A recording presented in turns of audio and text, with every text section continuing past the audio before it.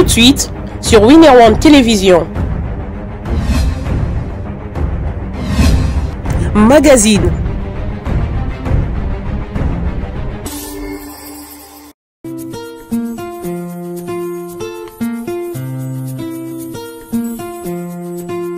Adia telonge, nabina usabwa munyenge, ignola sibi, lobeni mumusima. Mesdames et messieurs, bienvenue dans cette émission Miroir de femmes. Miroir de femmes, une émission socio-culturelle qui vise la promotion de la femme. Aujourd'hui, nous avons un plaisir de recevoir pour vous Madame Léonie Kandolo. Avec elle, nous aurons à parler sur le thème national de la Journée internationale de la femme. Bonjour maman. Bonjour et bonne journée, bonne fête du mois des droits de la femme. Merci beaucoup maman, à vous également. Avant d'entrer dans le bain de cette émission, comme toujours on le fait, nous voulons avoir une brève présentation de vous pour faciliter la compréhension de tous ceux qui nous suivent dans cet instant. Alors, ce que je peux dire de moi, c'est que je m'appelle bien sûr Léonie Kandolo, je suis une activiste de la société civile et je travaille sur les thématiques du genre, de la gouvernance et des ressources naturelles. Et ce qui est important dans ce mois de mars et avec le thème, c'est que les ressources naturelles sont une partie, les ressources naturelles et la gouvernance sont une partie, disons, des solutions par rapport au développement durable. Vous avez parlé que vous êtes activiste de droits de femmes. Nous voulons un peu savoir qu'est-ce qui vous a motivé, soit poussé à embrasser l'activisme. Parce qu'il y a plusieurs femmes qui sont ici, qui sont femmes comme vous, qui ne s'intéressent pas à l'activisme. Vous, qu'est-ce qui vous a motivé, soit la cause majeure de votre développement au sein de la société civile? Parce que en nous voyant vos plusieurs interventions, vous participez dans plusieurs activités de femmes. Dites-nous un peu quelle est la cause majeure qui vous a motivé pour embrasser l'activisme. Je vais vous avouer que moi je ne suis pas rentrée dans l'activisme par le biais du genre, donc de l'activisme des femmes. Je suis rentrée dans l'activisme par le biais du VIH-Sida. Et une fois que vous rentrez dans le VIH-Sida ou dans tous les problèmes de notre société, à un moment, le genre, parce que vous êtes une femme, vous rattrape. Je suis rentrée, je travaillais beaucoup avec le VIH-Sida et comme je travaillais dans une zone minière, j'ai commencé l'activisme au Katanga. Automatiquement, je me suis intéressée donc aux ressources naturelles et à l'impact que ça avait sur les femmes. Mais en commençant par le VIH-Sida, parce que en fin de compte, l'impact dans les zones minières du VIH-Sida sur les femmes est très fort. Et donc, c'est ainsi, de fil en aiguille, que vous en arrivez à travailler sur une thématique qui est totalement transversale, qui est le genre. Le genre est une thématique transversale, vous la trouvez dans tout. Si vous parlez de développement, vous trouverez le genre. Si vous parlez des ressources naturelles, vous trouverez le genre. Si vous parlez du développement durable, vous trouverez le genre. Si vous parlez de la participation politique et de la représentation politique des femmes, vous parlez du genre. Donc le genre est vraiment transversal et c'est ce qui m'a fait évoluer dans la société civile et vous ne pouvez pas vouloir parler des droits du genre sans parler des droits de l'homme globalement. Donc, ce qui chapeaute tout ça, c'est la Constitution et c'est là-dedans que je me suis retrouvée dans le CIC et dans toutes les batailles par rapport au respect de la Constitution. Madame Léonie Kandolo, dites-nous un peu en tant que femme, parce que vous figurez aussi parmi les femmes d'exception que le président avait créé, c'est une plateforme de femmes qui sont regroupées. Dites-nous un peu quel est votre apport, parce que vous êtes parmi les femmes vraiment qui ont fait la fierté de notre pays du côté société civile. Dites-nous un peu quel est votre apport, soit votre contribution en tant qu'activiste au sein de notre société congolaise aujourd'hui. Bon, je crois d'abord, mon premier grand apport a été la loi portant protection des personnes vivant avec le VIH-Sida. Ça a été ma première grande contribution. Il y a eu mon apport aussi dans la loi sur les violences sexuelles, dans l'inscription de la parité dans la Constitution. Toutes les femmes, nous avons travaillé là-dessus et j'ai eu un apport personnel et bien sûr j'ai eu un grand apport dans l'alternance politique en RDC en étant membre du CLC et en étant en étant le porte-parole et parmi les organisateurs des 3 grandes marches qui ont amené à l'alternance politique et aux élections de 2018. Donc voilà, tout ça c'est mon apport en tant que femme, et je pense que notre apport aussi est quotidien, parce que comme vous dites, maintenant nous sommes plus des mentors ou des exemples pour les autres femmes, pour les jeunes femmes comme vous et comme beaucoup d'autres. Donc c'est ça notre apport. Notre apport, c'est permettre à la voix de la femme de participer à la transformation et au développement de la RDC. Oui, nous le savons très bien, chaque année nous commémorons le 8 mars la journée internationale de droits de femmes. Et cette journée tourne autour d'un thème international, et nous, sur le plan national aussi, il y a un thème. Aujourd'hui, nous vous accueillons dans le cadre de cette émission pour essayer un peu d'échanger autour de ce thème national qui est promouvoir l'autonomisation de femmes et de filles ainsi que l'égalité de sexe dans le contexte de lutte contre le changement climatique et la réduction de risques de catastrophes. Essayez un peu de nous dire quelle lecture faites-vous par rapport à cette thématique nationale. Ce qu'on doit savoir, c'est que le changement climatique a un impact sur toutes les sociétés. Bien que la RDC est un des plus grands poumons de l'humanité, nous aussi nous vivons les impacts et les effets du changement climatique. Par exemple, nous voyons bien que le climat, même dans lequel nous vivons, a changé. Les climats ne sont plus les mêmes. Il y a de très fortes chaleurs. Quand il y a des pluies, il y a de très fortes pluies. Les impacts des très fortes pluies et du changement climatique entraînent les inondations, par exemple, entraînent l'avancement de la mer. Nous avons une côte qui n'est pas grande, mais l'avancement de la mer est là, sur les terres, donc sur les mangroves, où les femmes faisaient la petite pêche de crevettes, etc. Donc tout ça, ça a un impact. Le changement climatique a un impact aussi à l'intérieur du pays. Quand nous voyons, par exemple, à Kalemi, à Uvira, les eaux augmentent. Les eaux augmentent et empiètent sur les terres. Le changement climatique également a un impact avec l'augmentation de la chaleur, de la température. Tout le monde dit que la température ne peut pas augmenter de plus de 1,5 degré et 2 degrés, autrement il y aura des catastrophes. Mais on voit que le pays aussi se désertifie, donc il y a beaucoup de sécheresse. Il ne faut pas oublier que nous vivons entre le désert du Sahara et le désert du Kalahari. Et au fur et à mesure, avec les années et le changement climatique, ces deux déserts se rapprochent l'un de l'autre.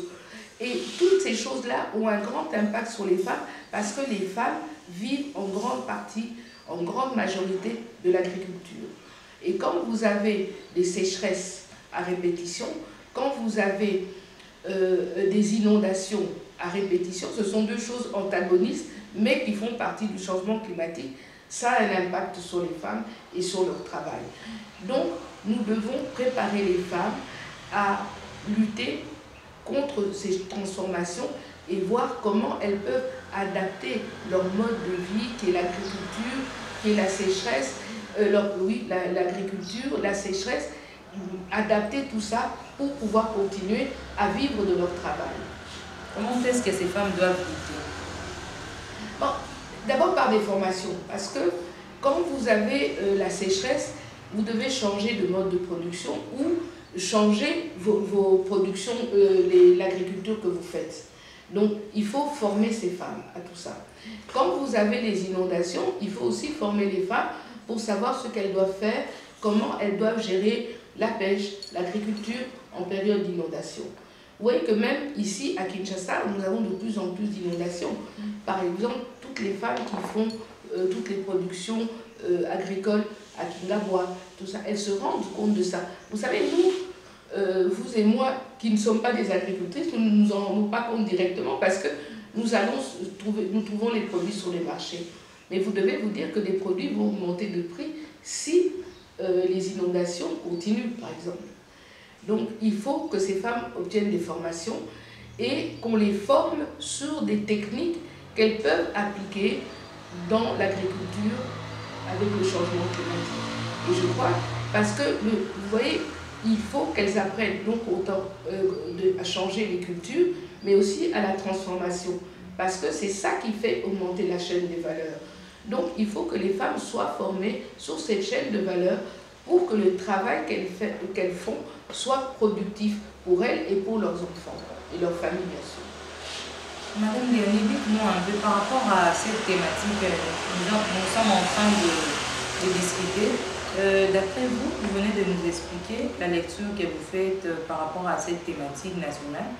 Et d'après vous, quelle doit être la contribution du gouvernement, de l'État par rapport à cette thématique? Parce que l'État a mis à la disposition de la population de femmes cette thématique ici. Et quelle doit être la contribution de l'État? Quand nous parlons de l'État, nous voyons le ministère de Genre, Famille, Enfants. Nous voyons aussi les autres instances. Et qu'est-ce que ces instances, d'après vous, doivent-elles faire pour que ces femmes doivent promouvoir l'autonomisation? Je pense qu'il y a bien sûr la part de l'État à faire, le ministère de l'Agriculture, le ministère du Genre, mais dans le programme du chef de l'État des 145 territoires, il y a toute une partie qui s'occupe de l'agriculture. Et je crois que c'est dans cette partie-là que nous devrons introduire, que devra être introduit l'autonomisation de la femme. Et surtout au niveau agricole, parce que n'oublions pas que la majorité des femmes en RDC travaillent dans le domaine agricole. Et je pense que dans ce programme-là, qui va être développé dans tous les territoires de la République, cette partie-là sera prise en charge, l'autonomisation de la femme, parce que c'est une branche, et l'agriculture par rapport à l'échelle des valeurs et l'échelle des valeurs de transformation. Voilà, donc je crois que tout ça devrait être pris en conséquence, et aussi tout le côté énergie, parce que les femmes coupent le bois de chauffe pour faire le makala, etc. Donc dans tous ces programmes, maintenant, il faudra en tenir compte pour que les femmes puissent agir autrement, travailler autrement et différemment. Madame Léonie, comme nous sommes dans les festivités du mois de mars, qui est le mois consacré à la femme, c'est un peu de nous dire quelles sont les difficultés que les femmes rencontrent. C'est un peu de relever ces difficultés, parce que le mois de mars, c'est le mois consacré à la femme, et le 8 mars, c'était la journée internationale de droits de femmes. C'est un peu de relever ces problèmes que les femmes rencontrent pour qu'ils puissent un peu voir comment est-ce que ces femmes peuvent-elles remédier à cette situation-là. Je crois que quand on parle des femmes, le plus grand problème de l'autonomisation, il y a plusieurs problèmes bien sûr. Il y a la formation, parce que la scolarisation, c'est une autre branche, mais la formation sur les métiers, sur toutes ces choses-là, pour que les femmes puissent être formées. Mais pour moi, un des plus grands problèmes par rapport aux femmes, c'est l'accès aux soins de santé. L'accès aux soins de santé est très cher. Et les femmes travaillent énormément, elles vont avoir des petites économies, il y en a qui arrivent à 100, 200, 300 $. Mais dès que vous vous trouvez face à un problème médical, vous perdez tout ce que vous avez travaillé. Donc, moi je pense que tant qu'on ne va pas régler ce problème-là, de la prise en charge médicale, les femmes auront toujours très difficile à évoluer. Parce que quand votre enfant est malade, vous faites quoi? Vous avez 100 $ d'économie, vous avez économisé 100 $ en beaucoup de mois parfois, et à l'hôpital directement on vous demande 80 $. Ça veut dire que tout et votre capital parfois et vos économies s'en vont. Donc moi je crois que quand on veut régler le problème de l'autonomisation des femmes, il y a la formation, c'est vrai, mais il faut absolument trouver une solution à la prise en charge médicale. Madame Léonie, parlez-nous un peu de vos perspectives d'avenir. Quelles sont vos perspectives d'avenir que vous avez en tant que femme et en tant qu'activiste de droits de femmes? Bon, je pense que nous avons tout... Vous savez, moi je suis arrivée à un âge où maintenant on pense beaucoup à deux choses. C'est la forme, c'est ce qu'on peut apporter à la jeunesse. Donc, c'est-à-dire le mentorat, la formation, l'accompagnement, beaucoup de formation, parce que c'est ce que je fais maintenant essentiellement en tant que consultante. Et puis, peut-être se demander où nous mène l'activisme. L'activisme commence où et on l'arrête quand, on le fait comment. Parce que c'est vrai que je suis une activiste, mais maintenant, je travaille par exemple plus comme consultante. Hein, je suis Je travaille comme consultante indépendante. Je suis moins dans les organisations de la société civile en train de travailler sur le terrain. Quand on travaille sur le terrain, c'est pour apporter ce que nous avons déjà appris. Et je crois que ça, c'est quelque chose d'important. Et je crois, bien sûr, les évolutions, même dans la pensée, même dans la vision que nous avons de notre travail, évoluent avec le temps, bien sûr. Madame Léonie, nous sommes à la fin de cette émission. Avant de conclure cette émission, nous voulons assez que comme nous sommes durant le mois de mars, vous pouvez dire, soit lancer un message à toutes les femmes qui nous suivent, ou soit qui nous ont suivis.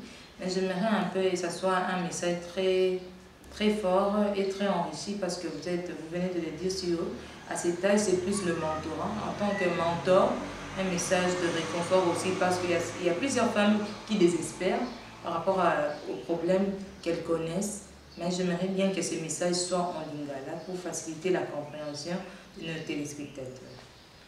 Ah, d'accord. Il y a beaucoup de mamans qui ont des problèmes ébélés. Oh, ils ont eu des biso mikolo siko ezama ponami ya 2023. Ba mama bazomilela mingi, ba mama bazana ba yebite ndini ba osala pa ba élire bango pa bazala ebele. Nga conseil na opesa ba mama nyonso baza ba activiste. Oh, baza la société civile. Soki bolingi bo gagner na kati ya maponami, il faut beaucoup ta parti politique. Société civile eza un travail d'expertise. Politique eza un travail pour être élu et pour changer certaines choses. Na nyonso na kati bo changer kamaka. Biso na kati ya société civile to sali makambo ebele pour na développement. Mais soki bolingi bo kende liboso, bolingi bozala ba député, bozili bozala ba bourgmestre, ba conseillers municipaux, ba maman il faut beaucoup ta parti politique. Il faut beaucoup ta parti politique attend beaucoup ta tête en 2023. Ce que olingi ozala positionner na kati ya parti na yo, il faut que ta siko. Voilà conseil na za na ngoko na ba mama. Ndenge tolobaka tolingi participation des femmes, tolingi bazala ebele, bolingi basi ya ba député bazala ebele, basi ya ba sénatrice bazala ebele, basi na ba comité locaux bazala ebele. Wana yango il faut beaucoup ta kati ya ba parti politique. Voilà.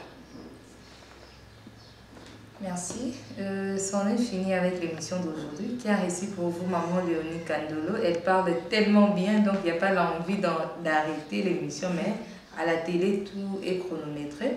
Un grand merci à toute l'équipe technique qui est toujours disponible pour nous accompagner. À mon réalisateur Didier Mbombo, merci à toi pour tout ce que tu es en train de faire. Et sans oublier à Josiette qui est toujours derrière la caméra, toujours disponible aussi. Bonne fête à toutes les femmes qui nous suivent, qui nous accompagnent. Madame Christelle Toumba, bonne fête à vous. Madame Chantal Faïda, bonne fête à vous. À ma maman chérie Marie-Pauline Boutoum de Bénédicte, bonne fête à vous. Et à maman Gloria en direct de Grenoble, bonne fête à vous.